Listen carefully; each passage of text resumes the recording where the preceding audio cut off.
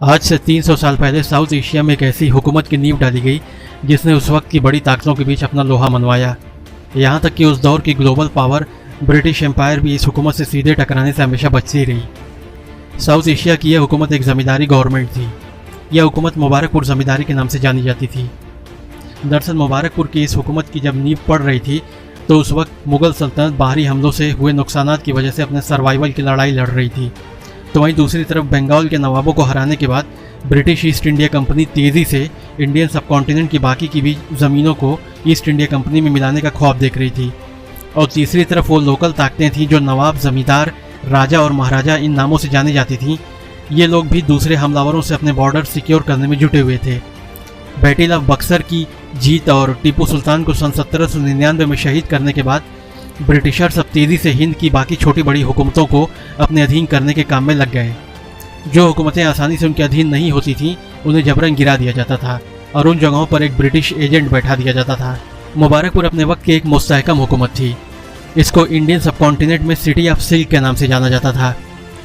आज से 700 साल पहले जब इब्न बतूता पूरी दुनिया के सफ़र पर निकला तब वो मुबारकपुर नामी इस इलाके तक भी पहुंचा था।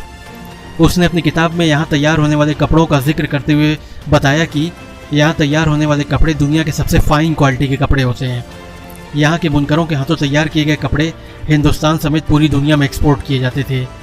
हैदराबाद के निज़ाम के द्वारा पहनी जाने वाली पगड़ी हो या मराठा पेशवाओं के द्वारा पहनी जाने वाली पगड़ी, नेपाल के महाराजाओं की शाही पोशाक और अवध के नवाबों के शाही लिबास, ये सब मुबारकपुर के ही बुनकरों के हाथों से तैयार होते थे, जिनकी उस ज़माने में बहुत हाई डिमांड हुआ करती थी।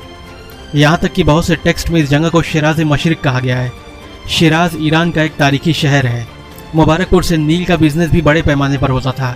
यहाँ से तैयार नील यूरोप के मुल्कों में एक्सपोर्ट की जाती थी।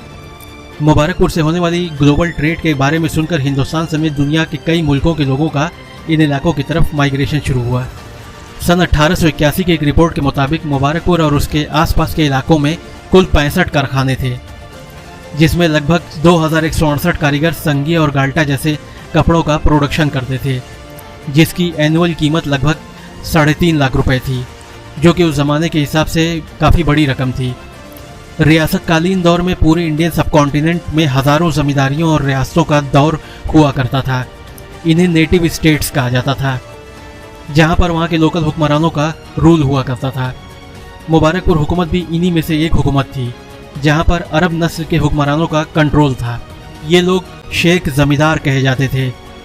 सन 1700 ईस्वी में इन शेख ज़मींदारों ने मुबारकपुर को फिर से रीस्टैब्लिश्ड किया, जिससे इंडियन सब कॉन्टिनेंट समेत दुनिया भर से लोग आकर यहाँ आबाद होने लगे। इसकी वजह से यहाँ के बिजनेस को और मजबूती मिली और स्टेट को भी काफ़ी मुनाफा हुआ।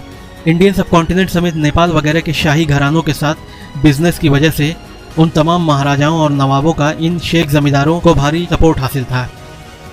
मुबारकपुर के शेख ज़मींदार खुद को एक सुपीरियर रेस मानते थे। ये लोग दुनिया की किसी भी ताकत को अपने आगे तरजीह नहीं देते थे। इसी वजह से इसे पुराने डॉक्यूमेंट्स में एक आइसोलेटेड लैंडमार्क के तौर पर बताया गया है, जो बाकी दुनिया से ज़्यादा कोई मतलब नहीं रखता था। इस सब की वजह थी यहाँ के ज़मींदारों की हज़ारों पर मुश्तमिल खुद की प्राइवेट मिलिशिया और हज़ारों की तादाद में अपने वक्त की जदीद बंदूकें। ये लोग चाहते तो अपने आसपास की तमाम हमलावर स्टेटों को अपनी मिलिट्री पावर के दम पर आसानी से मुबारकपुर ज़मींदारी का हिस्सा बना सकते थे, लेकिन ये दूसरे किसी भी इलाके को उस लायक मानते ही नहीं थे कि उसे मुबारकपुर हुकूमत का हिस्सा बनाते। और दूसरी तरफ यहाँ की ज़मींदारी मिलिशिया मुबारकपुर ज़मींदारी पर हमला करने वाली बाहरी ताकतों को यहाँ टिकने नहीं देती थी। मुबारकपुर के शेख ज़मींदारों की शान व शौकत का आलम यह था कि लोग कहते थे कि इनके पेशाब में भी चिराग जलते हैं। सन 1764 में ब्रिटिश ईस्ट इंडिया कंपनी और मुगलों व नवाबों की गठबंधन सेनाओं के बीच बैटल ऑफ बक्सर लड़ी गई। इस जंग में ब्रिटिश ईस्ट इंडिया कंपनी की तरफ से मेजर हेक्टर मुनरो और महाराजा बलवंत सिंह थे, तो वहीं दूसरी तरफ मुगल बादशाह शाह आलम सेकंड, बिहार, बंगाल, उड़ीसा के नवाब मीर कासिम और अवध के नवाब शुजाउद्दौला थे। इस जंग में ब्रिटिश ईस्ट इंडिया कंपनी की जीत होती है और मुगल बादशाह शाह आलम सेकंड को मजबूरन ट्रीटी ऑफ इलाहाबाद पर साइन करके अंग्रेजों को बंगाल की दीवानी देनी पड़ती है, जिससे अंग्रेज अब एक वास्ट इलाके के ऑफिशियली मालिक बन जाते हैं। ये जंग मुगलों के पॉलिटिकल कंट्रोल के अंत की शुरुआत थी। इसी सब के बीच मुबारकपुर ज़मींदारी को लेकर ब्रिटिशर्स और अवध के नवाबों के बीच एक कन्फ्यूजन क्रिएट हो जाता है।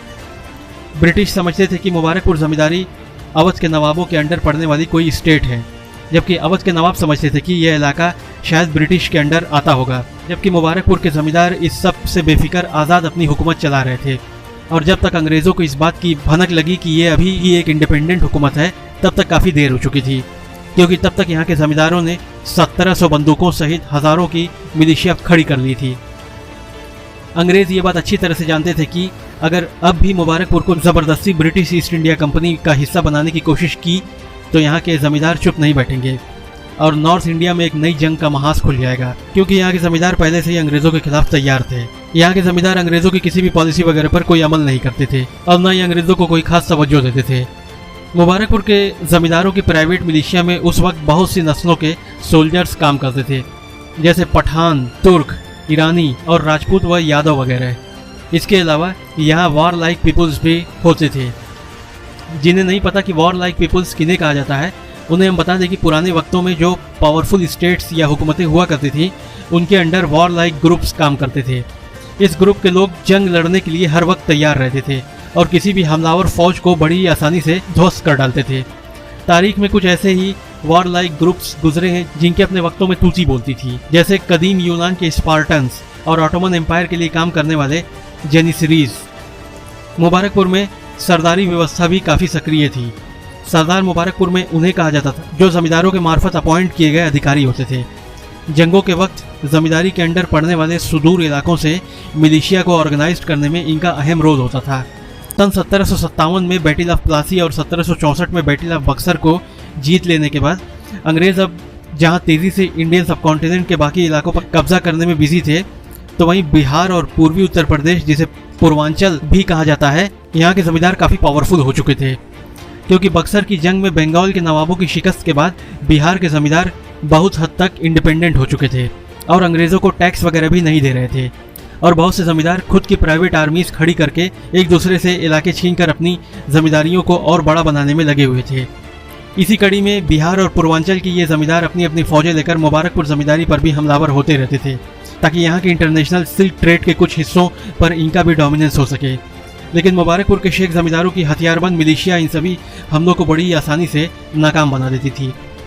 इसकी वजह यह थी कि मुबारकपुर की मिलिशिया बंदूकों से लड़ रही थी, जबकि इन तमाम हमलावर राजे महाराजों की फौजें अभी भी तलवारों वगैरह से ही जंग लड़ रही थी।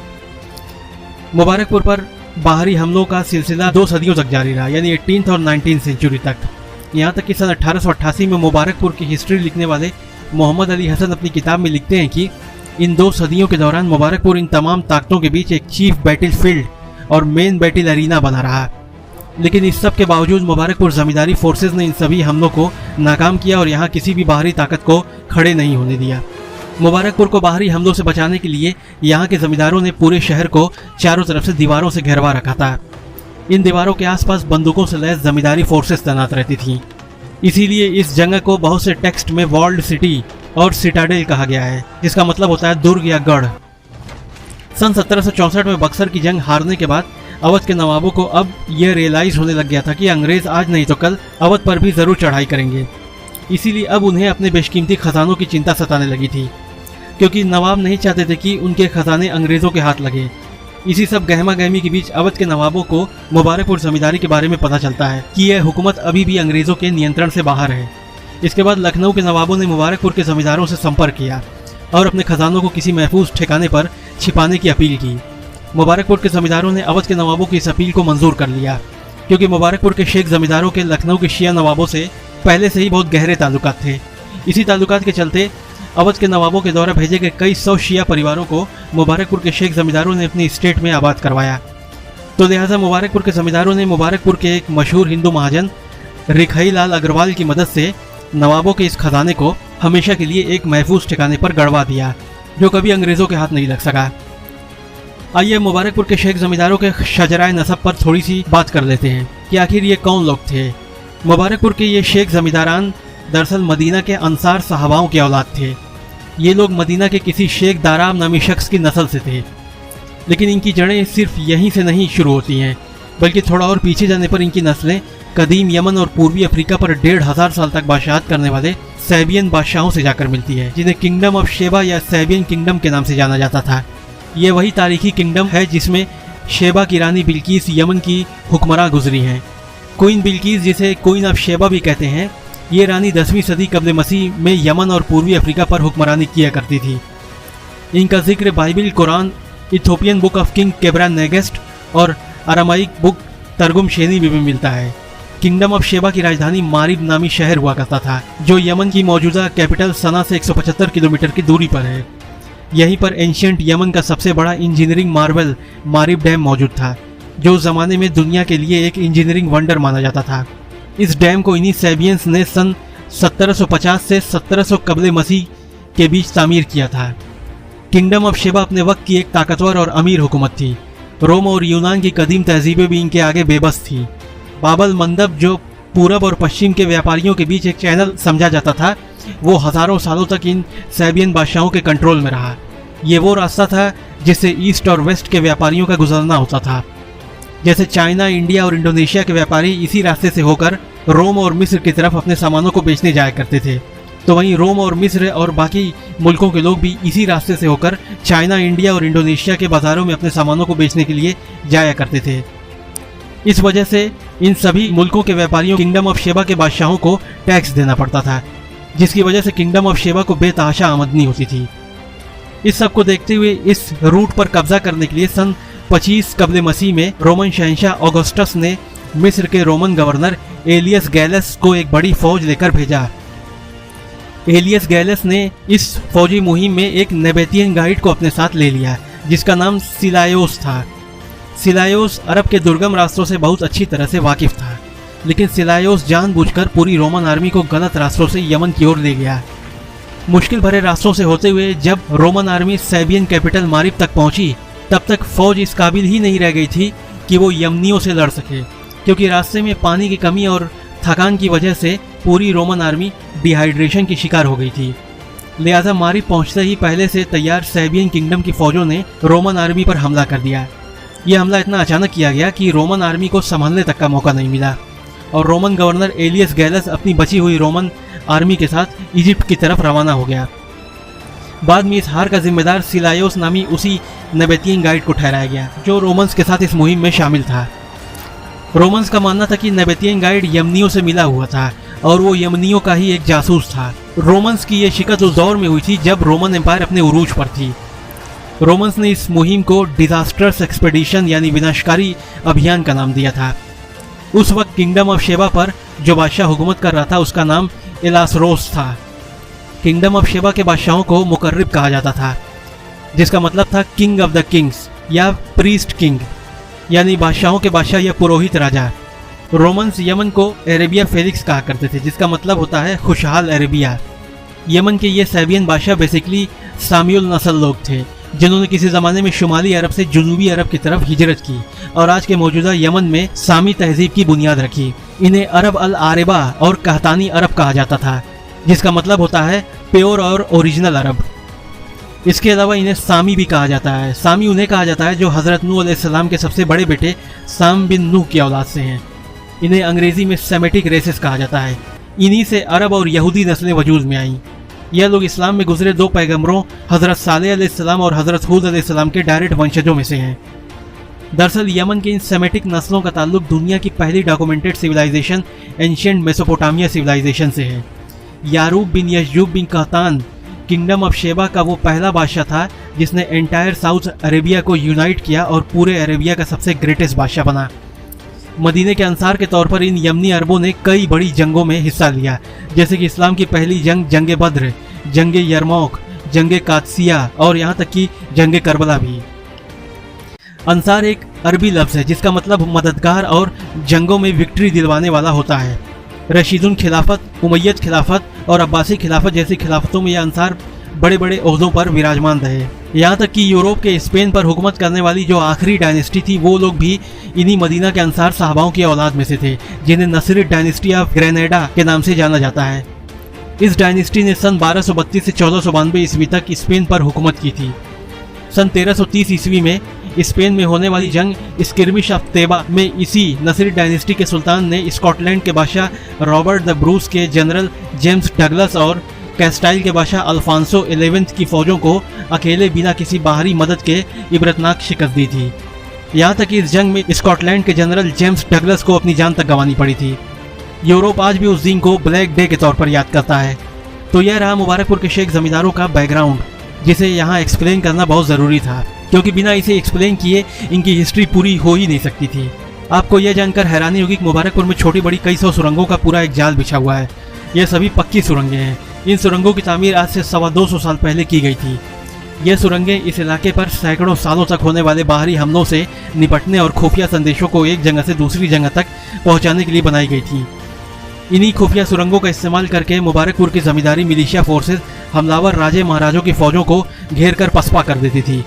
सन 1813 में इस इलाके में एक ऐसा सानेहा पेश आया जिसे तारीख में द ग्रेट डिस्टर्बेंस के नाम से जाना जाता है।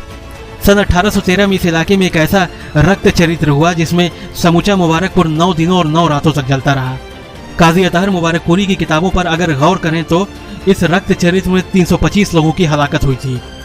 अंग्रेजों की ओर से सगड़ी और मोहम्मदाबाद थाने के पुलिस ऑफिसर्स की कॉम्बाइंड फोर्सेस को जब इस इलाके में हो रही भीषण लड़ाई को रोकने के लिए भेजा गया, तो इस बारे में इतिहासकार ज्ञानेंद्र पांडे अपनी किताब construction of communalism in colonial north India में लिखते हैं कि दोनों थानों के पुलिस ऑफिसर्स जब अपनी अपनी कॉम्बाइंड फोर्सेस लेकर मुबारकपुर की तरफ बढ़े तो यहाँ बेहिसाब किताब की इंसानी भीड़ देखकर वो मुबारकपुर से कई किलोमीटर दूर ही रुक गए। सगड़ी थाने का पुलिस ऑफिसर बताता है कि देखने में यहाँ रिवर ऑफ ह्यूमन चेन यानी इंसानों का सैलाब नजर आ रहा था। उसके मुताबिक मुबारकपुर में इकट्ठा होने वाली इस भीड़ की तादाद 90,000 थी। ये लड़ाई मुबारकपुर और बाहर से हमलावर हुए गिरोहों के बीच लड़ी गई थी। इस लड़ाई में काफी फाइनेंशियल नुकसान भी हुआ था। काजी अतहर मुबारकपुरी के मुताबिक उस वक्त कुल 50 लाख रुपए का नुकसान हुआ था, जो कि आज अरबों रुपए के बराबर है। ये लड़ाई अंग्रेजों और कुछ बाहरी रजवाड़ों की मिलीजुली साजिशों का नतीजा थी। इसमें लोग बहुत तरह के तर्क देते हैं। बहुत से लोगों का मानना है कि अंग्रेजों के इंग्लैंड के बने कपड़ों को मुबारकपुर के कपड़े कड़ी टक्कर दे रहे थे और शेख जमींदारों की मजबूत लीडरशिप की वजह से अंग्रेजों का इस इलाके में कोई दखल नहीं हो पा रहा था। इसीलिए बहुत से लोगों को अपने साथ मिलाकर अंग्रेजों ने इस साजिश को अंजाम देने की कोशिश की थी। मुबारकपुर के आबादशुदा बाशिंदे, जिसमें व्यापारी, बुनकर और किसान व रैयत वगैरह जमींदारों को जो टैक्स देते थे उसे लगान कहा जाता था, और इसके अलावा फ्यूडल ड्यूज यानी जमींदारी टैक्स भी दिए जाते थे। सन 1837 के डिस्ट्रिक्ट मजिस्ट्रेट की रिपोर्ट के मुताबिक हर करघे यानी लूम के लिए एक छोटी सी रकम जमींदार को दी जाती थी, जिसे कुरगाही कहा जाता था। ये एक किस्म का किराया या परमिशन फीस होती थी जो बुनकर अपने लूम सहित स्टेट पर काम करने के एवज में मुबारकपुर जमींदारी स्टेट को देते थे। यह रकम बहुत छोटी होती थी जिसे बुनकर खुशी खुशी अदा करते थे। इसमें कभी किसी तरह की कोई बढ़ोतरी नहीं की गई, लेकिन जमींदारों के लिए इनकम बहुत इंपॉर्टेंस रखती थी। 19वीं सदी के कई रिकॉर्ड्स हमें बताते हैं कि बुनकरों से अलग अलग तरह की कई ड्यूटीज ली जाती थी। सन 1856 में अवध की सल्तनत पर अंग्रेजों के कब्जे से पहले बुनकरों के इकोनॉमिकली कमजोर तबकों को कॉटन वीविंग यानी कपास बुनाई के काम में लगाया जाता था, और वो ये सब जमींदारों के संरक्षण यानी प्रोटेक्शन में करते थे। ये बुनकरों और जमींदारों के बीच एक तरह का पेशेवर रिश्ता था, जहां जमींदार प्रोडक्शन की प्रक्रिया या प्रोसेस को कंट्रोल करते थे।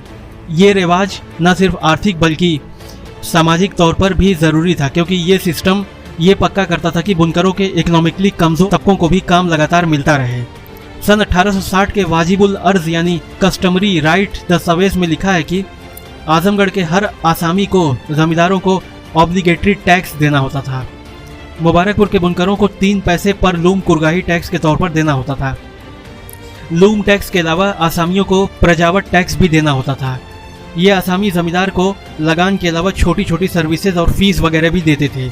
ये लोग जमींदार को अपना फ्यूडल सुपीरियर यानी राजा मानते थे। जमींदार इन टैक्सेस के एवज में मुबारकपुर जमींदारी में आबाद तमाम कम्युनिटीज़ के लोगों की जान माल बाहरी हमलावरों, डाकुओं और दूसरी बाहरी ताकतों से बचाने की गारंटी देते थे। ये इन तमाम कम्युनिटीज़ के बीच आपस की एक मजबूत बॉन्डिंग थी। सन 1832 में मुबारकपुर जमींदारी में एक ऐसा वाकया पेश आया जिसने आज के आजमगढ़ जिले की तारीख बदल कर रख दी। हुआ कुछ यूँ कि मुबारकपुर में एक अमीर हिंदू महाजन रहा करते थे जिनका नाम बाबू रामदास अग्रवाल था। इनके घर पर एक दिन डाकुओं ने हमला कर दिया। महाजन के घर से चीखने चिल्लाने की आवाज़ें सुनकर लोग महाजन के घर के पास इकट्ठा होना शुरू हो गए। तभी मुबारकपुर जमींदारी मिलिशिया भी मौके पर पहुंच गई, जिसे कॉमरेड फतेह नामी नौजवान लीड कर रहा था। मिलिशिया और मुबारकपुर के आम लोग मनीलैंडर के घर के पास इकट्ठा हो गए। मुबारकपुर की तारीख पर रोशनी डालने वाले हिस्टोरियन मोहम्मद अली हसन अपनी किताब में इस वाक़े के बारे में लिखते हैं कि महाजन के घर के बाहर और अंदर इतनी भीड़ जमा हो गई थी कि कहीं खड़े होने तक की जगह नहीं रह गई थी। अब मुबारकपुर की मिलिशिया और बाहरी डाकुओं के बीच बराह रास्त मुकाबला शुरू हो चुका था। कई घंटे चले इस एनकाउंटर के बाद कई डाकू मारे जा चुके थे। सिर्फ एक डाकू जिंदा पकड़ा गया, जिसने अपने बयान में बताया कि मारे गए डाकुओं में से 2 डाकू जिले के कुख्यात बागी सिंह और छत्तर सिंह हैं, जिन्होंने माजी में बहुत सी जगहों पर डकैतियां डाली थी, यहाँ तक कि ब्रिटिश एम्पायर का खजाना तक लूटा था। इसी वजह से अंग्रेज भी इनकी तलाश कर रहे थे। यहाँ तक कि मुबारकपुर की जंगी मिलिशिया से सामना होने से पहले तक किसी में इन डाकुओं का सामना करने की जरूरत तक नहीं होती थी।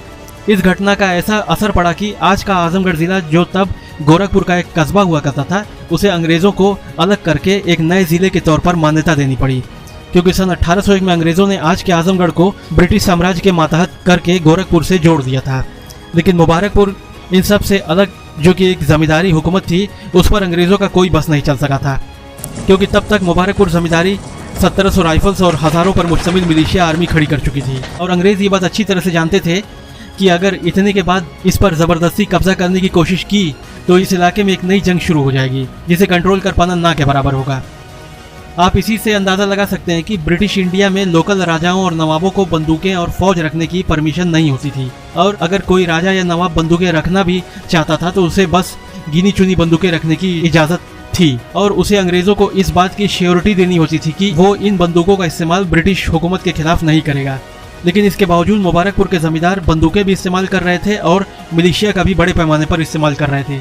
यहाँ एक बात और भी गौर करने वाली है, जितने बड़े पैमाने पर मुबारकपुर के लोग बंदूकें इस्तेमाल कर रहे थे, यानी 1700 बंदूकें, उतनी बड़ी तादाद में इंडिया का कोई भी दूसरा राजा या नवाब बंदूकें नहीं इस्तेमाल कर रहा था। यहाँ तक कि इंडिया में ब्रिटिश एम्पायर के अपने खुद के कंट्रोल में जो आर्टिलरी गन्स थी, उनकी कुल तादाद 900 थी। ये एक रेयर केस था जिसमें एक जमींदारी के पास इतना बड़ा आर्टिलरी गन्स का स्टॉक था। इन्हीं सब वजहों से मुबारकपुर जमींदारी एक स्ट्रेटेजिकली इम्पॉर्टेंट और इंडिपेंडेंट मिलिट्री फोर्स बनी रही। लिहाजा इन सब घटनाओं को देखते हुए अंग्रेजों ने सन 1832 में आजमगढ़ को एक अलग जिला डिक्लेयर कर दिया।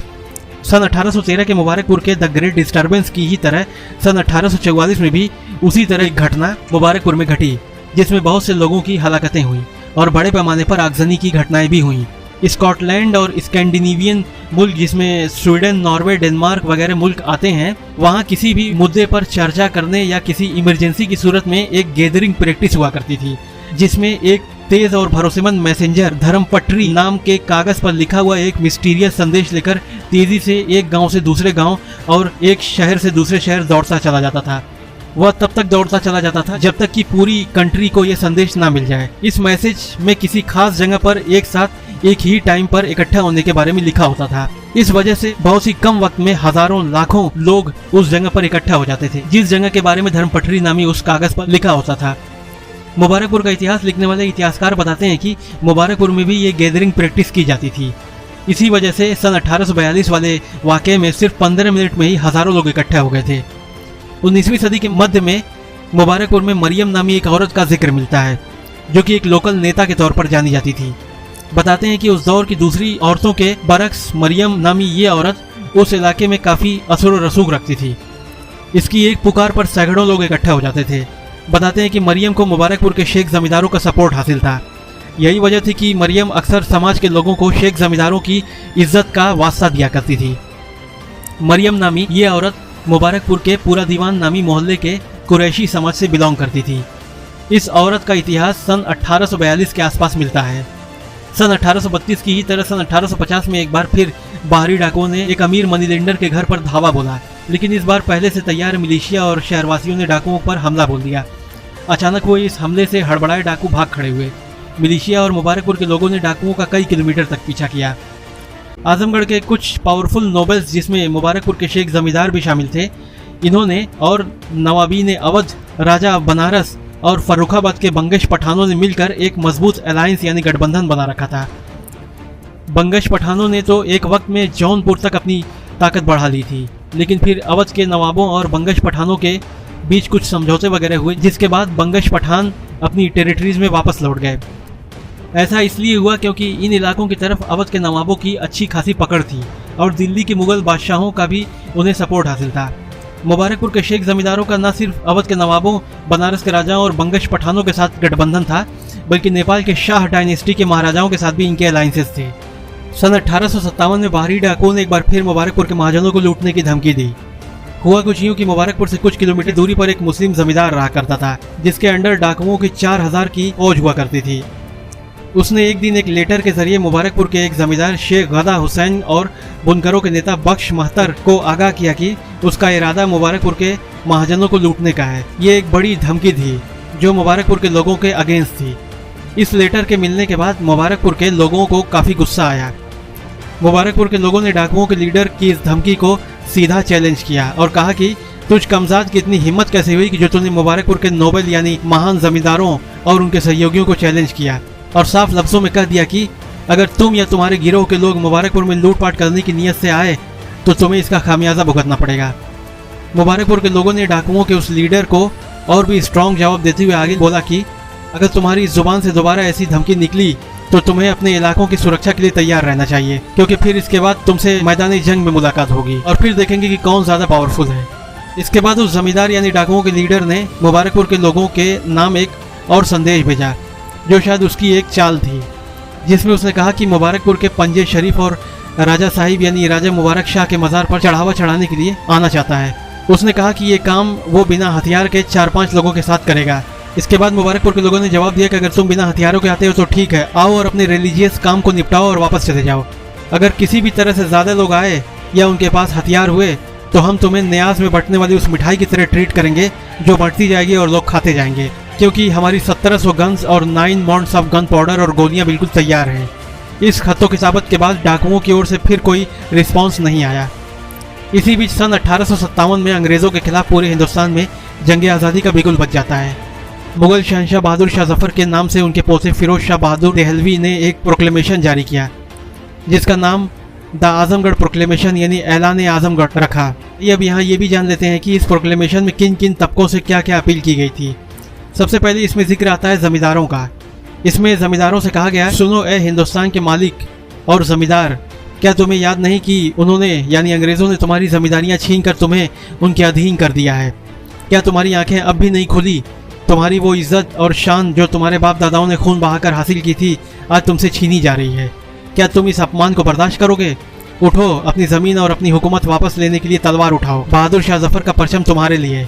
इसके बाद सिपाहियों और फौजी अफसरानों से अपील की गई, अय वीर सिपाही और लश्कर हिंद के अफसरों, अंग्रेज़ों ने तुम्हें नौकरियों से निकाल दिया, तुम्हारी तनख्वाहें कम कर दी, तुम्हारी इज्जत और रुतबा तुमसे छीन लिया। क्या तुम इतने कमज़ोर हो गए हो कि अपनी पुरानी शान को वापस नहीं ला सकते?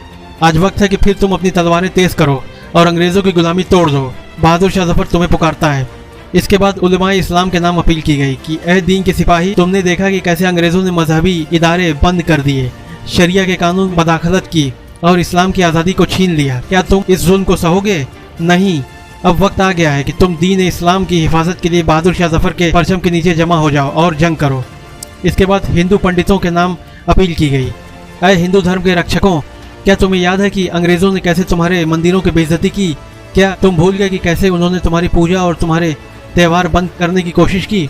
उठो, अपने धर्म के लिए, अपनी संस्कृति के लिए बहादुर शाह जफर का समर्थन करो। इसके बाद किसानों और मजदूरों से अपील की गई, अय किसानों, तुमने देखा है कि अंग्रेज़ों ने तुम्हारी ज़मीनें छीन ली, तुम्हें अपने कानून में जकड़ दिया, तुम्हारी मेहनत का फल सिर्फ अंग्रेज़ ले जा रहे हैं, तुम्हारे हल की आवाज़ें अब गुलामी की जंजीरों में बंध चुकी है। क्या तुम इस जुल्म को सहोगे?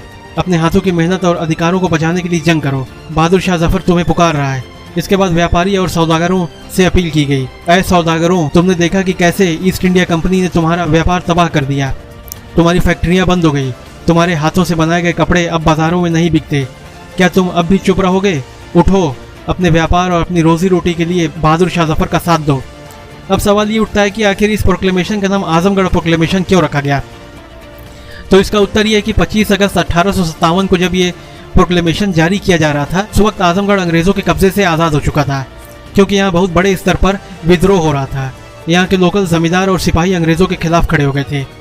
इसे देखकर मुगल साम्राज्य के सपोर्टर्स और अवध के नवाबी फौज के सिपाही भी यहाँ आकर इकट्ठे हो गए थे। ये जगह एक स्ट्रेटेजिक और सिंबॉलिक लोकेशन थी, इसीलिए आजमगढ़ का यूज़ एक इम्पॉर्टेंट सेंटर के तौर पर पूरे पूर्वांचल समेत इंडियन सबकॉन्टिनेंट के बाकी इलाकों तक क्रांति का संदेश पहुंचाने के लिए किया जा रहा था। आजमगढ़ 3 दफ़ा अंग्रेज़ों से आज़ाद रहा, एक बार 3 जून से 20 जून 1857 तक, फिर 18 जुलाई से 26 अगस्त 1857 तक और फिर 20 सितंबर से 15 अक्टूबर 1857 तक। कुल मिलाकर 81 दिनों तक ये जिला आज़ाद रहा। यहाँ तक कि 20 सितंबर 1857 को अंग्रेजों द्वारा दिल्ली पर कब्जा कर बहादुर शाह जफर को रंगून भेजने के बाद भी 15 अगस्त 1857 तक आजमगढ़ आज़ाद रहा। फिर इसके बाद अंग्रेजों ने नेपाल की गोरखा रेजिमेंट के साथ मिलकर गोरखपुर की ओर से आजमगढ़ पर चढ़ाई करी। क्रांतिकारियों अंग्रेजी गोरखा रेजिमेंट के बीच कई महाजों पर घमासान लड़ाइयाँ हुई। जंग में कभी गोरखा रेजिमेंट हावी हो रही थी तो कभी क्रांतिकारी हावी हो रहे थे। अंग्रेजों की ओर से भारी मात्रा में असलहों और गोला बारूद के इस्तेमाल के बाद अब क्रांतिकारियों के पांव उखड़ने शुरू हो गए थे। गोरखा रेजिमेंट ने आजमगढ़ के उन तमाम इलाकों को पूर्ण कब्जे में कर लिया जो अंग्रेजों के हाथ से निकल गए थे। जो क्रांतिकारी बच गए थे वे नेपाल के तराई वाले इलाकों की तरफ कूच कर गए थे। इसके बाद शुरू हुआ अंग्रेजों का असली दमन।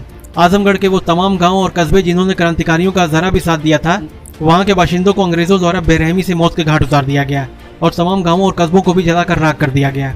सिर्फ मुबारकपुर जमींदारी का इलाका बच पाया क्योंकि यहाँ के शेख जमींदारों ने अपनी हजारों की बंदूकधारी मिलिशिया को मुबारकपुर की चारों दिशाओं में तैनात करवा रखा था और सीधा वार्निंग दे रखी कि अगर मुबारकपुर जमींदारी सीमाओं में किसी ने भी डिस्टर्बेंस फैलाने की कोशिश की तो गोलियों से भून कर रख देंगे।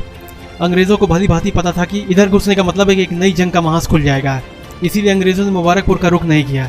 मुबारकपुर की फारसी में लिखी हिस्ट्री को इंग्लिश में ट्रांसलेट करने वाले हिस्टोरियन ज्ञानेंद्र पांडे बताते हैं कि ठीक इसी तरह की सिचुएशन मध्य प्रदेश के सागर नामी जगह पर भी हुई थी, जब वहाँ के लोगों ने अंग्रेजों से अपने इलाके को इसी तरह से डिफेंड किया था।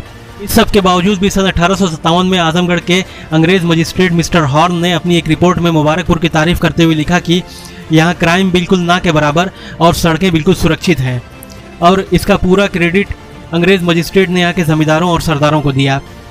सन 1861 से 1865 तक चलने वाली अमेरिकन सिविल वॉर के कारण मुबारकपुर की टेक्सटाइल इंडस्ट्री ने एक बार फिर से जोर पकड़ा। इसकी मुख्य वजह थी अमेरिका से कॉटन सप्लाई का रुक जाना। सिविल वॉर की वजह से कॉटन का एक्सपोर्ट बहुत प्रभावित हुआ, जिसे उस दौर में कॉटन फैमिन के नाम से जाना गया।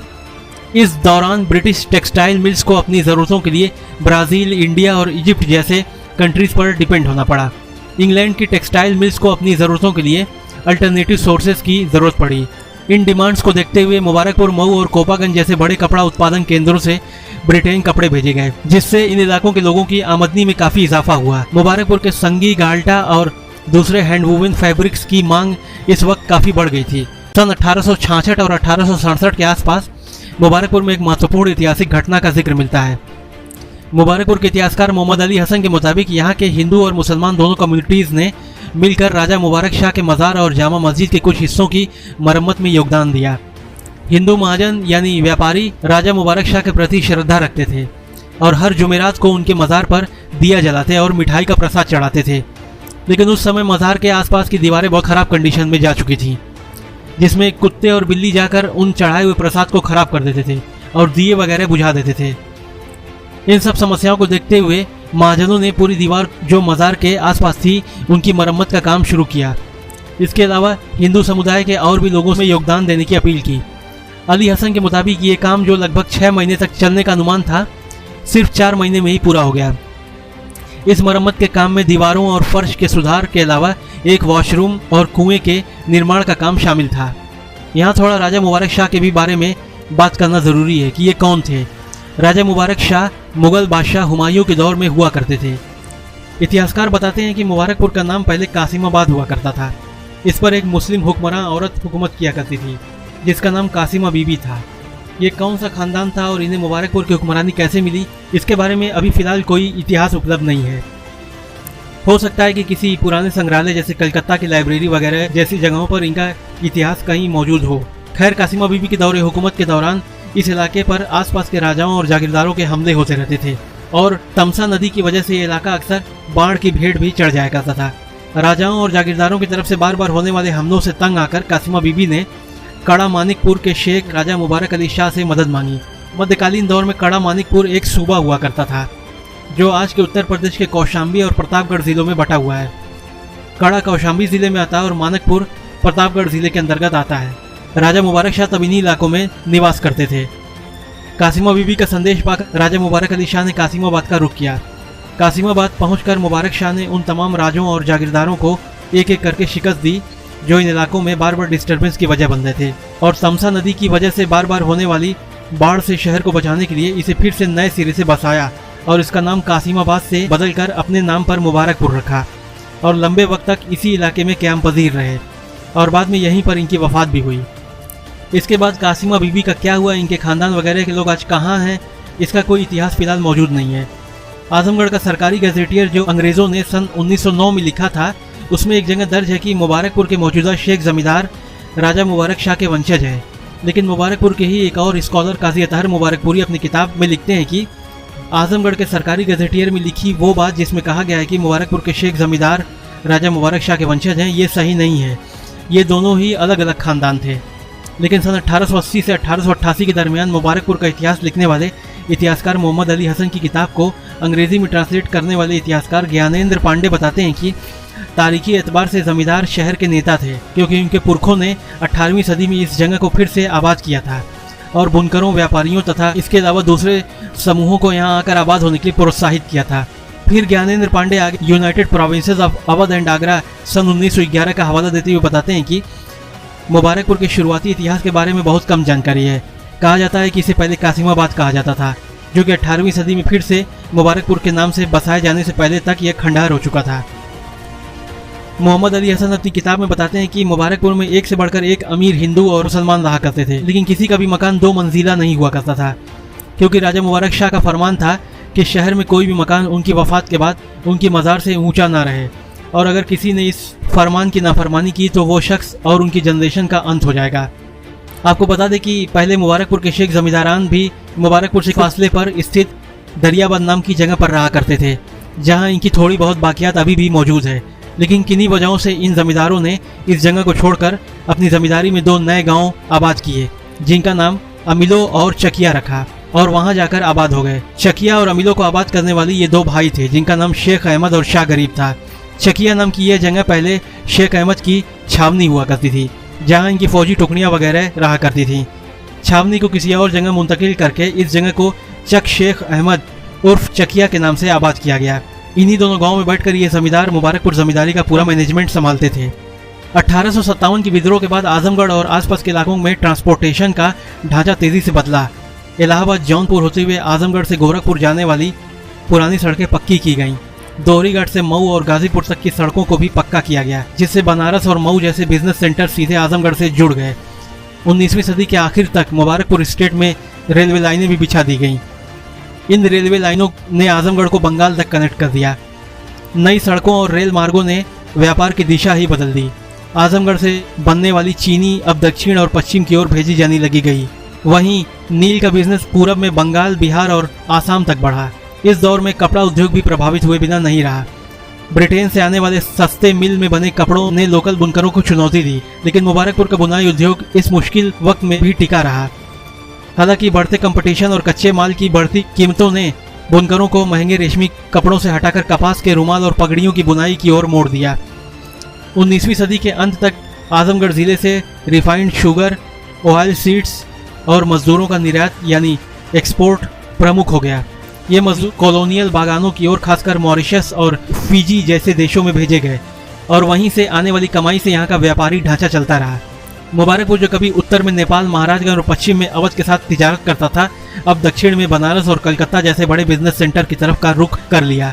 नई ट्रांसपोर्ट व्यवस्थाओं ने इस बदलाव को मुमकिन किया और इसके साथ ही मुबारकपुर के सत्ता, व्यापार और समाज में नए समीकरण पैदा किए। मुबारकपुर के जमींदारों का आखिरी बड़ा मार्का शुमाली हिंद की गौरक्षणी फोर्सेस के खिलाफ था। दरअसल सन 1888 से 1917 के बीच पंजाब से होते हुए पूर्वी उत्तर प्रदेश, बिहार और बंगाल में एक बहुत बड़ा आंदोलन खड़ा हुआ, जिसे इतिहास में गौरक्षणी आंदोलन के नाम से जाना जाता है।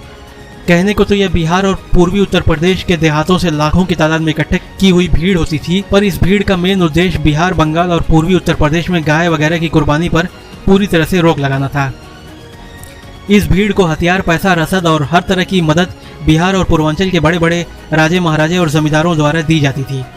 असल में 19वीं सदी के आखिर में बिहार और पूर्वी उत्तर प्रदेश के बहुत से जमींदारों और राजाओं की ताकतें अब धीरे धीरे कम होती जा रही थीं और इसके अलावा इनकी कुछ पॉलिसीज वगैरह से स्थानीय लोग भी इनसे नाखुश चल रहे थे।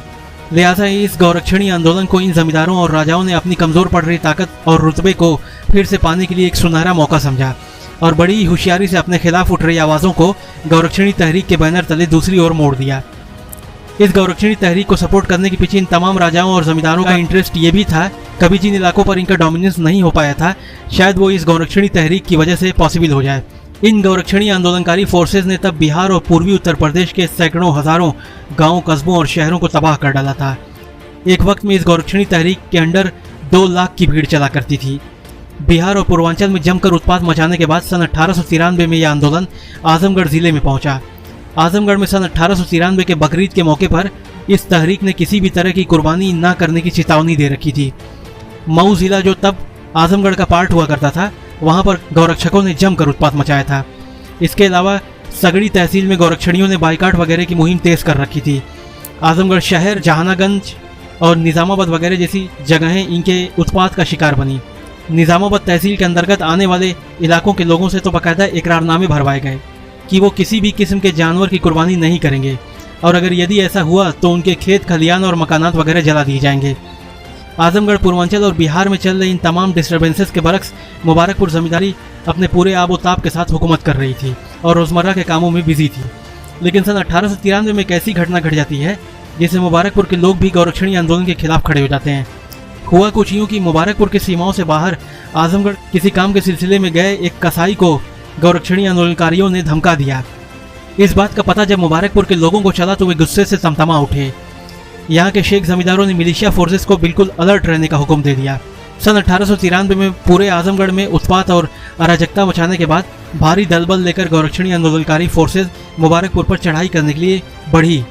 लेकिन मुबारकपुर की जमींदारी मिलिशिया फोर्सेस पहले से ही भारी गोला बारूद के साथ गौरक्षणियों का इंतजार करने लगी। गौरक्षणी आंदोलनकारियों को जैसे ही मुबारकपुर मिलिशिया की इस मोर्चाबंदी के बारे में पता चला तो वे आधे रास्ते से ही भाग खड़े हुए। जमींदारों और उनके सहयोगियों ने यह ठान लिया था कि आज भले ही ये भाग गए हों, लेकिन इनको किसी भी कीमत पर छोड़ना नहीं है, क्योंकि इन्होंने मुबारकपुर की ग्रेट सुप्रामेसी को चैलेंज करने की जुर्रत की है। गौरक्षणी ताकतों को अब इस बात का एहसास हो चुका था कि दूर दराज से आकर मुबारकपुर जमींदारी मिलिशिया से नहीं जीत पाएंगे। इसीलिए उन्होंने अब मुबारकपुर की दुश्मन रियासतों और जमींदारियों को अपने साथ मिलाना शुरू कर दिया और उन तमाम जमींदारों और जागीरदारों को गौरक्षणी आंदोलन का एक्टिव मेंबर बनाकर मुबारकपुर के आसपास इस आंदोलन की जड़ें मजबूत करने के काम में लगा दिया। मुबारकपुर के जमींदार गौरक्षणियों की इन सभी एक्टिविटीज पर खामोशी से नजर रखे हुए थे और सही मौके के इंतजार में थे। 29 मई 1904 यानी 1893 के लगभग 11 साल बाद वह मौका भी आ गया जब बिहार और पूर्वांचल से चली इस गौरक्षणी भीड़ का मुकाबला बराह रास्त मुबारकपुर जमींदारी मिलिशिया से हो गया। जंग शुरू होने से कुछ देर पहले मुबारकपुर के चौक पर वार ड्रम्स यानी जंगी नगाड़े बजने शुरू हो गए, जिसका मतलब था डिक्लेरेशन ऑफ वॉर यानी ऐलान जंग। पूरी जमींदारी के दूर दराज के इलाकों से लोग इस वॉर में शामिल होने के लिए इकट्ठा होना शुरू हो गए।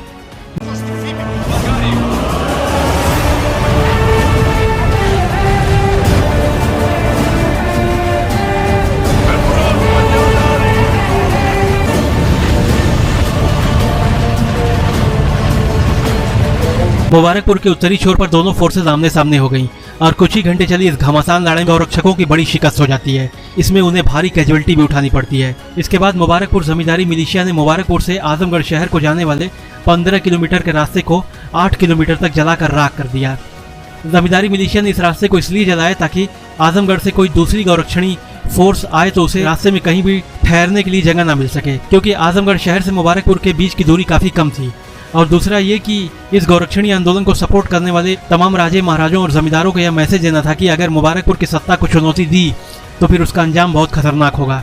ऐसा नहीं था कि जब बिहार, बंगाल और पूर्वी उत्तर प्रदेश में ये सारी घटनाएं घट रही थीं तब ब्रिटिश एम्पायर सो रहा था। दरअसल ब्रिटिशर्स इन इलाकों में चल रही इस सिविल वॉर को बहुत ही खामोशी से पर्दे के पीछे से देख रहे थे। सन 1857 की क्रांति के बाद से ही अंग्रेजों ने ये प्लानिंग कर ली थी कि हिंदुस्तान के इन तमाम तबकों के बीच किसी न किसी बात को लेकर कोई न कोई रिलीजियस वॉर चलती रहनी चाहिए, ताकि इनका ध्यान ब्रिटिश एम्पायर की ओर न जाकर एक दूसरे को ही बर्बाद करने में लगा रहे। यहाँ तक कि गौरक्षणी आंदोलन की मीटिंग्स वगैरह में तो कई बार ब्रिटिश ऑफिशियल तक शामिल हुआ करते थे। सन 1917 आते आते यह आंदोलन समाप्त हो जाता है। अपने आखिरी दिनों में यह तहरीक ग्वाला आंदोलन में तब्दील हो जाती है और यह यादव बनाम दूसरी बिरादरियों के बीच का एक संघर्ष बनकर 1917 आते आते समाप्त हो जाता है। गौरक्षणी आंदोलन के राइज एंड फॉल यानी उरूज और जवाल पर बाकायदा 2 किताबें लिखी गई, जिसमें बिहार, बंगाल और पूर्वी उत्तर प्रदेश के उन तमाम गांवों, कस्बों और शहरों के बारे में डिटेल जानकारी दी गई है जो इन आंदोलनों की भेंट चढ़े। सन 1906 में यूनाइटेड प्रोविंसेस यानी आज के उत्तर प्रदेश में कॉलरा ने दस्तक दी, जिसमें 1,49,549 लोगों की मौतें हुई। सबसे अफेक्टेड जिलों में झांसी, जालौन, बिजनौर, ललितपुर, गोंडा, खीरी और हमीरपुर शामिल थे। यहाँ मौतें बहुत ज़्यादा हुई थी। और बात करें अगर आजमगढ़ जिले की, तो आजमगढ़ के मुबारकपुर में 265 लोगों की मौत हुई थी। पानियों को साफ करने के लिए परमैंगनेट ऑफ पोटाश यानी पोटेशियम परमैंगनेट का इस्तेमाल किया जा रहा था और टेम्परेरी ब्रिजेस बनाकर मुख्य धारा से पानी लेने की सलाह दी गई। 19वीं सेंचुरी के आखिरी के वर्षों में मुबारकपुर में प्लेग की वबा ने भी खूब तबाही मचाई, जिसमें काफ़ी मौतें हुई। 19वीं सदी के आखिर के दशकों में मुबारकपुर के पूरा सोफी नामी इलाके में अब्दुल माजिद नामी एक शख्स रहा करता था, जो रोज़मर्रा की घटनाओं को एक डायरी में नोट करता था। वह अपनी डायरी में होराशियो हर्बर्ट क्रिश्नर, जिसे लॉर्ड क्रिश्नर कहा जाता है, उनकी मौत का जिक्र करते हुए कह रहा है कि उसे लॉर्ड क्रिश्नर की मौत का बहुत दुख है। और आगे लिखता है कि इनकी यानी लॉर्ड क्रिश्नर की मौत का हमारे बादशाह को बहुत बड़ा रंज हुआ और हमें भी। अब्दुल माजिद आगे लिखते हैं कि फील्ड मार्शल हर्बर्ट क्रिश्नर की मौत पर 4 दिन तक शोक मनाया गया और जितना हो सका चैरिटी की गई। अब यहाँ पर थोड़ा होराशियो हर्बर्ट क्रिश्नर के बारे में बात कर लेते हैं कि आखिर ये कौन थे। लॉर्ड क्रिश्नर की मौत 5 जून 1916 को HMS हैम्पशायर नामी जहाज के डूबने से हुई थी। इनकी मौत के पीछे कई कॉन्स्पिरेसी थ्योरीज भी बताई जाती हैं। कुछ लोगों का मानना है कि विंस्टन चर्चिल, जो मिनिस्टर ऑफ म्यूनिशंस हुआ करते थे, वो क्रिश्नर से छुटकारा पाना चाहते थे क्योंकि उनके विचार और वॉर स्ट्रेटेजीज एक दूसरे से मेल नहीं खाती थी। एक थ्योरी ये कहती है कि चर्चिल ने HMS हैम्पशायर को जानबूझकर जर्मनी के टॉर्पीडो जोन में भेजा था। इसी बीच फ्रिट्ज जुबेल्ट डुकेस्ने नामी एक शख्स ने दावा किया कि उसने ही हर्बर्ट क्रिश्नर की हत्या की है। डुकेस्ने एक बोअर सोल्जर और जर्मन जासूस था, जो ब्रिटेन के खिलाफ काफ़ी सारी गुप्तचर एक्टिविटीज़ में शामिल रहा था। उसने एक बयान में बताया कि वह रशियन ड्यूक बोरिस ज़क्रेवेस्की बनकर हर्बर्ट क्रिश्नर के साथ स्कॉटलैंड में एंट्री की थी और बाद में जर्मन सबमरीन को सिग्नल दिया, जिसने HMS हैम्पशायर को डुबो दिया। लेकिन ब्रिटिश अथॉरिटीज़ ने इसका कभी कंफर्मेशन नहीं किया और ये डुकेस्ने का सिर्फ अपना एक दावा माना गया। बाद में डुकेस्ने एक जर्मन स्पाई रिंग का लीडर बना और फिर बाद में अमेरिका के FBI ने उसे अरेस्ट भी किया। एक कंस्पिरेसी थ्योरी ये भी कहती है कि इसमें एक यहूदी बैंकर और ब्रिटेन के एलिट क्लास ने मिलकर हर्बर्ट क्रिश्नर को रास्ते से हटा दिया। लॉर्ड क्रिश्नर सन 1902 से 1911 तक इंडिया में कमांडर इन चीफ और उसके बाद फील्ड मार्शल के ओहदे पर रहे। हर्बर्ट क्रिश्नर सीक्रेट सोसाइटी फ्रीमेसनरी के एक्टिव मेंबर भी थे और 15 लॉजेस के मेंबर के तौर पर इजिप्ट, सूडान और पंजाब के ग्रैंड मास्टर भी रहे थे। 15 लॉजेस का मतलब है लॉर्ड क्रिश्नर फ्रीमेसन्स के 15 अलग अलग ग्रुप्स के मेंबर थे। डिस्ट्रिक्ट ग्रैंड मास्टर ये एक सीनियर पोजीशन होती है। इसका मतलब है कि क्रिश्नर ने इजिप्ट, सूडान और पंजाब के फ्रीमेसनरी नेटवर्क के ऊपर लीडरशिप संभाली थी। वो इन तीनों जगहों के फ्रीमेसनरी के सबसे बड़े ग्रैंड मास्टर थे, जो कि एक बहुत हाई लेवल का दर्जा होता है। अब सवाल ये उठता है कि आखिर मुबारकपुर के अब्दुल माजिद लॉर्ड क्रिश्नर की मौत पर 4 दिन का शोक और चैरिटी वगैरह क्यों कर रहे थे। तो हमें तारीख की किताबों से पता चलता है कि अब्दुल माजिद एक इन्फॉर्मर थे, जो मुबारकपुर में ब्रिटिश एम्पायर के खिलाफ होने वाली किसी भी सीक्रेट मीटिंग्स वगैरह की जानकारी खुफिया तौर पर लोकल ऑफिशियल तक पहुंचाने का काम करते थे।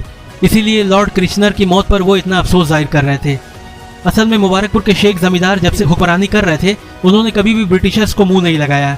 इसका अंदाज़ा आप इस बात से लगा सकते हैं कि सन 1857 में आजमगढ़ के अंग्रेज मजिस्ट्रेट मिस्टर हॉर्न ने मुबारकपुर जमींदारी में क्राइम बिल्कुल ना के बराबर और वहाँ की सड़कें सुरक्षित बताई, तो इसका सारा श्रेय यहाँ के जमींदारों और सरदारों को दिया। इस पर मुबारकपुर के इतिहासकार मोहम्मद अली हसन अपनी किताब में मिस्टर पेन्नीवेल नाम के एक अंग्रेज अधिकारी का जिक्र करते हुए कहते हैं कि अगर वो होते तो यहाँ के जमींदारों को इस उपलब्धि पर ज़रूर रिवॉर्डेड और डेकोरेटेड यानी इनाम, मेडल और टाइटल वगैरह देते। अब ये यहाँ के जमींदारों पर डिपेंड करता है कि वो इन तमाम इनामात और टाइटल्स को एक्सेप्ट करते या नहीं, क्योंकि यहाँ के जमींदार खुद ही आधुनिक हथियारों और मिलिशिया वगैरह से इतने पावरफुल थे कि उन्हें ब्रिटिशर्स के इन इनामात और टाइटल्स वगैरह की कोई ज़रूरत नहीं थी। मुबारकपुर में आर्टिकल 20 नामी जमींदारी कानून लागू था, जिसके तहत रियाया या कोई भी शख्स जमींदार की परमिशन के बिना किसी भी तरह की नई तामीर नहीं कर सकते थे। मुबारकपुर के शेख जमींदारान सिर्फ गवर्नमेंट ही चलाने तक महदूद नहीं थे, बल्कि सोशल, कम्युनल और रिलीजियस डिसीजन भी उनकी मर्जी से ही होते थे। यहाँ तक कि ब्रिटिशर्स के इंटरफेरेंस के बिना ये अपना खुद का टैक्स स्ट्रक्चर और रेवेन्यू सिस्टम चलाते थे। इन्हीं सब वजहों से ब्रिटिश भी इन्हें एक अनकंट्रोल्ड फ्यूडल पावर मानते थे। सन 1834 में मुबारकपुर के पंजे शरीफ नामी एक इस्लामिक रिलीजियस साइट पर एक मरे हुए खिंजीर की बॉडी मिलने से हर तरफ तनाव फैल गया।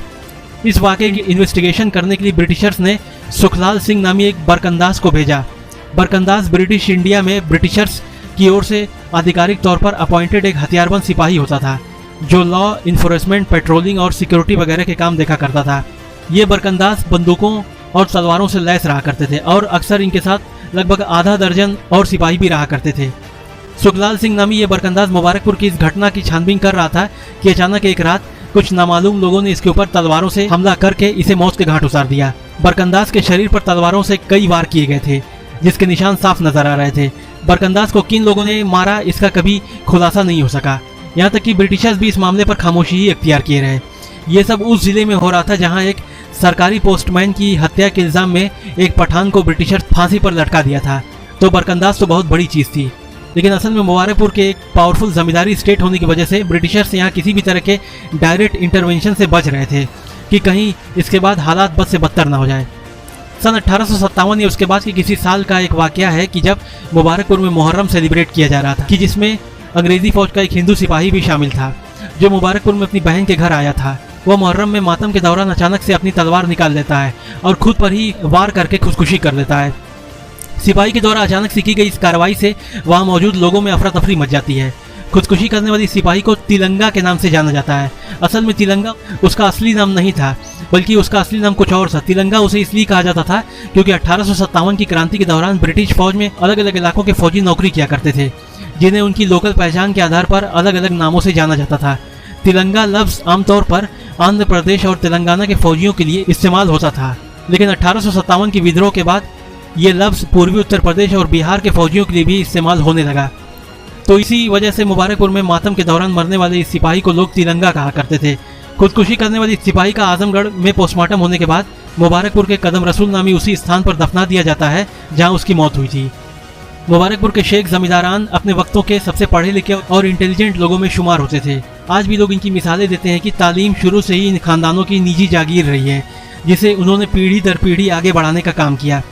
मुबारकपुर के शेख जमींदारान सभी तबकों के बीच एक होली फिगर की हैसियत रखते थे। मुबारकपुर के ये शेख जमींदार यहाँ के सामाजिक और धार्मिक जीवन में महत्वपूर्ण भूमिका निभाते थे। उनकी मंजूरी के बिना कोई भी नया काम, सोच या बदलाव मुमकिन ही नहीं था। जमींदार की अहमियत इस जगह पर बहुत ज़्यादा थी। इससे यह पता चलता है कि वह सिर्फ एक पावरफुल लीडर ही नहीं बल्कि सोशल और रिलीजियस मार्गदर्शक के तौर पर भी जाने जाते थे।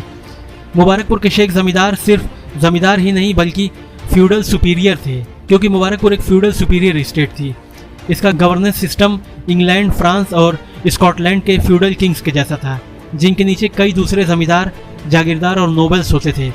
मुबारकपुर के इन फ्यूडल सुपीरियर शेख हुक्मरानों के पास एब्सोल्यूट पावर थी, जिसके अंडर एक well structured administrative system run कर रहा था।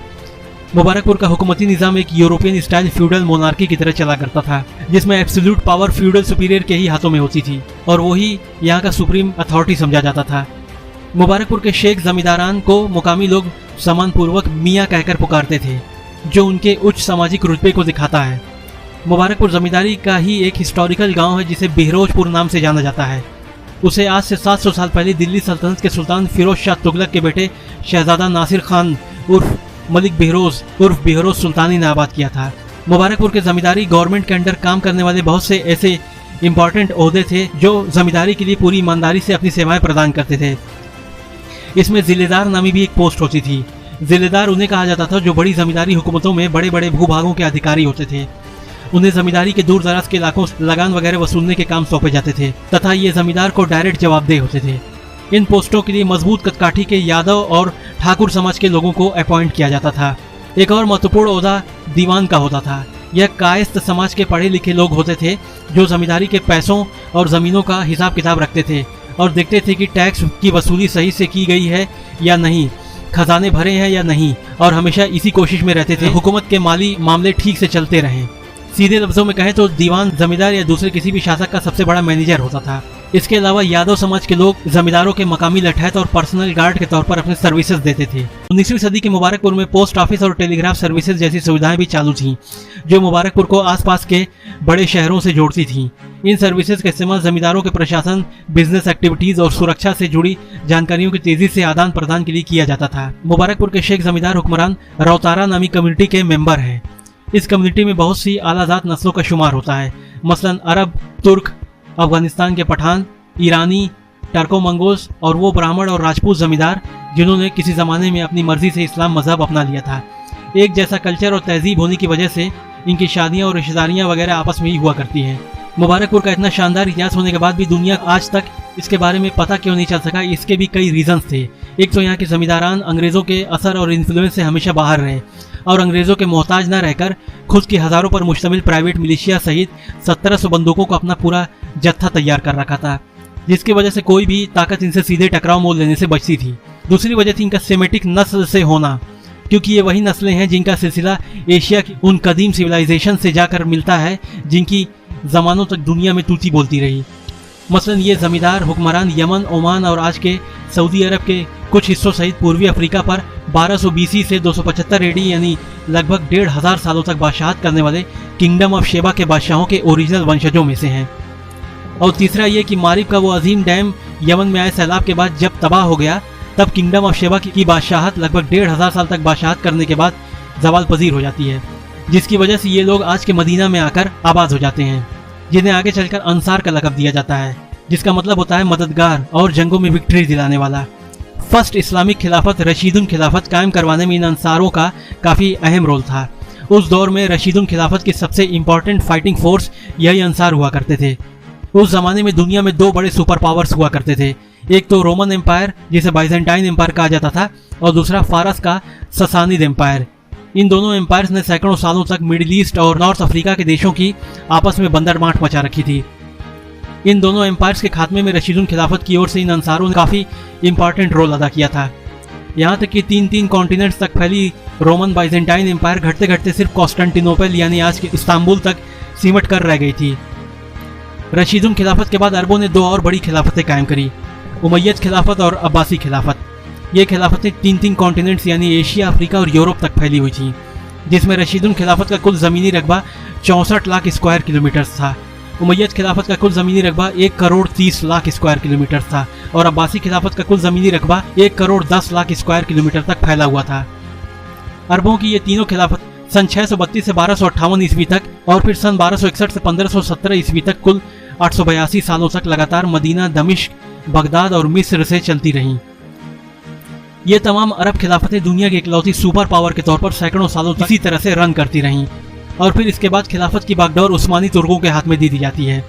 इतना ही नहीं, अरबों ने यूरोप के मुल्कों पर सैकड़ों सालों तक हुक्मरानी की। इन मुल्कों में Spain, Portugal, southern France, southern Italy, Malta, Armenia और जॉर्जिया जैसे मुल्क शामिल थे। अकेले स्पेन पर अरबों और नॉर्थ अफ्रीकन ने मिलकर 781 सालों तक हुकूमत की, जो कि इससे पहले कोई भी एशियन कंट्री नहीं कर पाई थी। यही नहीं, दिल्ली सल्तनत के सुल्तान भी बगदाद और फिर बाद में कायरो के अब्बासी खिलाफत के खलीफा को अपने लिए सिंबॉलिक और रिलीजियस लीडर के तौर पर मानते रहे, ताकि इससे सुल्तानों की हुकूमत को इस्लामिक मान्यता मिलती रहे। असल में दिल्ली सल्तनत पॉलिटिकली इंडिपेंडेंट हुकूमत थी, लेकिन अब्बासी खिलाफत के नाम को एक रिलीजियस स्टाम्प के तौर पर इस्तेमाल किया जाता था, जो उनकी पावर को और मजबूत करता था। यहाँ तक कि दिल्ली के सुल्तान इल्तुतमिश ने तो बाकायदा अब्बासी खिलाफत से सन 1229 में सनद प्राप्त की, जिसमें उन्हें सुल्तान ऑफ हिंदुस्तान का टाइटल देकर हिंदुस्तान का सुल्तान होने की मंजूरी दी गई और साथ ही नासिरुल मोमिनीन का भी लक़ब दिया गया, जिसका मतलब है हिंदुस्तान में खलीफा का डिप्टी। इसी तरह दुनिया में पहली बार सुल्तान महमूद गजनबी को सुल्तान की टाइटल भी अब्बासी खिलाफत ने ही दी थी। ये सभी सुल्तान और अमीर वगैरह खिलाफत से ही जुड़े हुए लोग थे। मुबारकपुर के इन फ्यूडल सुपीरियर शेख हुक्मरानों की तारीख सिर्फ हिंद तक ही सीमित नहीं है, बल्कि इनकी तारीख मिडिल ईस्ट, एशिया, अफ्रीका और यूरोप के कई बड़े बड़े इंपॉर्टेंट इवेंट्स से जुड़े हुए हैं। यही वो तमाम वजूहात थी जिनको देखते हुए ब्रिटिशर्स ने कभी भी इन शेख हुक्मरानों की तारीख पर बात नहीं की, क्योंकि इन शेख हुक्मरानों की हज़ारों साल पुरानी तारीखें ईसाइयों की होली बाइबल, इथोपिया की जूडो क्रिश्चियन टेक्स्ट कैबरा नेगेस्ट के ग्लोरी ऑफ द किंग्स में और इसके बाद अरामाइक जुबान में लिखी हुई तर्गुम शेनी, जो कि बाइबल की बुक ऑफ एश्तर की ट्रांसलेशन है, उसमें और इसके अलावा कुरान शरीफ में भी इनका जिक्र मिलता है। तो इन सब चीज़ों को जानने के बाद ब्रिटिशर्स के लिए इन शेख हुक्मरानों के लीनेज को एक्सेप्ट करना मतलब एक नॉन यूरोपियन सिविलाइजेशन हिस्टोरिकली तौर पर खुद से सुपीरियर मानना होता, जो कि शायद ब्रिटिशर्स के लिए आसान काम नहीं था। वो तो ज्ञानेंद्र पांडे जैसा हिस्टोरियन था जिसने 1980 के दशक में मुबारकपुर आकर सन 1880 से 1888 के बीच शेख मोहम्मद अली हसन की फारसी में लिखी हुई किताबों को इंग्लिश में ट्रांसलेट करके कई किताबों की शक्ल में पेश किया और इस पर काफ़ी रिसर्च वगैरह भी की, जिससे आज ये इतिहास दुनिया के सामने आ पा रहा है। अभी हाल ही में मई 2024 में बार्ड कॉलेज यूएसए के हेस्टन इरविंग टकर नामी एक स्टूडेंट ने 95 पेजेस की एक रिसर्च थीसिस लिखी है, जिसमें वो एक जगह लिखता है कि आजमगढ़ पर मुगल दौर से ही शेख जमींदारों का कंट्रोल था। हालांकि आजमगढ़ में कई और भी बड़े जमींदार थे, जैसे शिया जमींदार, सैयद खानदान, राजपूत जमींदार और कुछ जगहों पर ब्राह्मण जमींदारियां भी थीं। और किसी ज़माने में इस्लाम मजहब अपनाने वाले मुस्लिम राजपूतों की भी बड़ी जमींदारियां थीं। लेकिन फिर भी हेस्टन इरविंग टकर ने खास तौर से शेख जमींदारों का ही जिक्र किया है और आगे कहता है कि ये शेख जमींदार इतने पावरफुल थे कि मुगल दौर में इन्होंने अपनी ताकत के दम पर राजसी स्टेटस तक हासिल कर लिया था। फिर एक जगह हेस्टन टकर बताता है कि सन 1801 में जब British east India company Azamgarh में पहुंची, तब आजमगढ़ की ज़मीनों पर शेख और राजपूत जमींदारों का स्ट्रॉन्ग कंट्रोल था। उनका स्टेटस इतना ऊपर उठ चुका था कि उन्हें बंगाल के इन्फ्लुएंशियल जमींदारों के बराबर समझा जाता था। मुबारकपुर के फ्यूडल सुपीरियर जमींदार हुक्मरानों ने खुद को किसी भी तरह की सियासत व सियासी जमातों से हमेशा दूर रखा, क्योंकि वो इन चीज़ों को अपने लेवल की चीज़ नहीं समझते थे।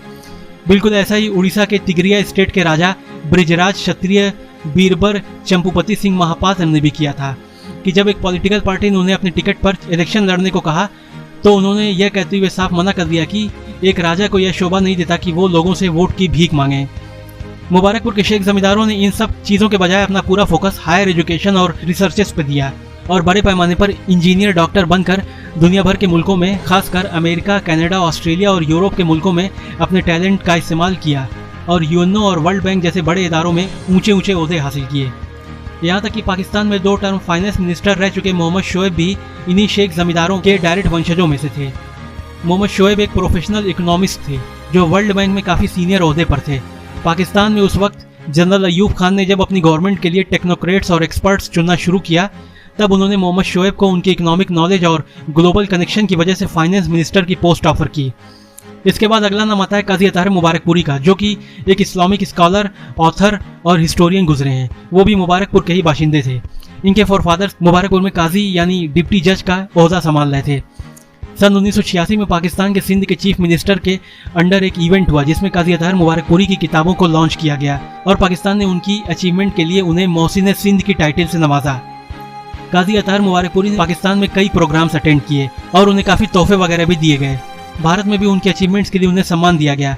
16 मार्च 1985 को राष्ट्रपति ज्ञानी जैल सिंह ने उनके काम की तारीफ करते हुए उन्हें एक अवार्ड दिया। इस मौके पर मुबारकपुरी ने उर्दू में एक पोएम लिखकर अपनी खुशी जाहिर की। एक और इस्लामिक स्कॉलर गुजरे हैं जिनका नाम सफ़ीउर रहमान मुबारकपुरी था। वो भी इसी जगह के रहने वाले थे और सल्फी नज़रिए से जुड़े हुए थे। उनकी किताब अर-रहीक अल मख्तूम द सील्ड नेक्टर ने 1978 में पहली इस्लामिक सीरत कॉन्फ्रेंस मुस्लिम वर्ल्ड लीग में पुरस्कार जीता था। अगर बात करें आजमगढ़ जिले की, तो यहाँ से भी बहुत सी शख्सियतों काफी ऊंचे ओहदे हासिल किए, जैसे former chief of army staff of Pakistan Mirza Aslam Beg और former president general Pervez Musharraf का ताल्लुक भी इसी जिले से था। मुबारकपुर के शेख जमींदार हुक्मरान ओरिजिनल सेमेटिक लोग हैं। यह दुनिया के उन कदीम लोगों में से हैं जो दुनिया की शुरुआती सिविलाइजेशन का हिस्सा रहे हैं, जिन्होंने एशियन कॉन्टिनेंट पर यूरोपियन और अफ्रीकन माइग्रेशन से भी पहले से अपना इन्फ्लुएंस बरकरार रखा हुआ था।